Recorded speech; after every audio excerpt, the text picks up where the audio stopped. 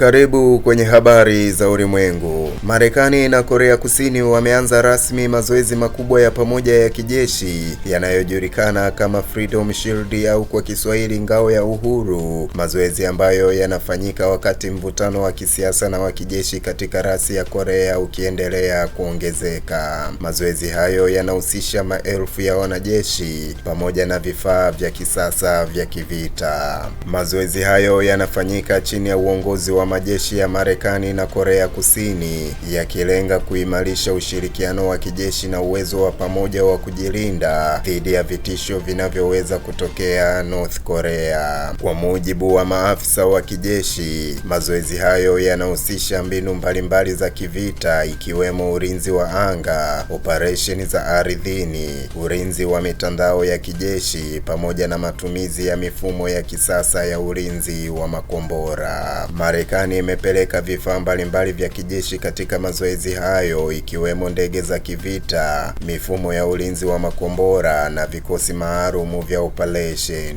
Hatua hiyo inaonekana kama ujumbe wa wazi kwa Korea Kaskazini kwamba washirika hao wako tayari kujilinda dhidi ya tishio lolote. Kwa upande wake, Korea Kusini imesisitiza kuwa mazoezi hayo ni sehemu ya maandalizi ya kawaida ya kijeshi ambayo hufanyika kila mwaka ili kuimarisha uwezo wa kujiamini dhidi ya mashambulizi ya ghafla. Hata hivyo, serikali ya Korea Kaskazini imepinga vikali mazoezi hayo na kuyaita kuwa ni maandalizi ya uvamizi wa kijeshi dhidi ya taifa lao. Serikali ya Pyongyang imesema hatua hiyo inaweza kuongeza hatari ya vita katika eneo la rasi ya Korea. Kiongozi wa Korea Kaskazini Kim Jong-un ameonya kuwa nchi yake itachukua hatua kali za kijeshi endapo itaona usalama wake unahatarishwa na mazoezi hayo ya pamoja ya Marekani na Korea Kusini. Wachambuzi wa masuala ya kimataifa wanasema mazoezi hayo yanafanyika katika kipindi ambacho Korea Kaskazini imekuwa ikiendeleza kwa kasi programu zake za makombora ya masafa marefu pamoja na silaha za nyuklia. Katika miaka ya hivi karibuni, Korea Kaskazini imefanya majaribio kadhaa ya makombora ya ballistic.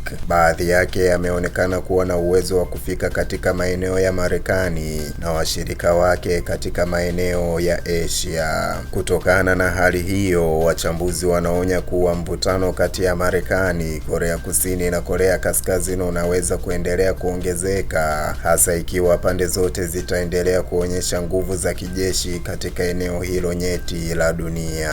Mimi ni Isaac Samuel na hii ni Vision TV.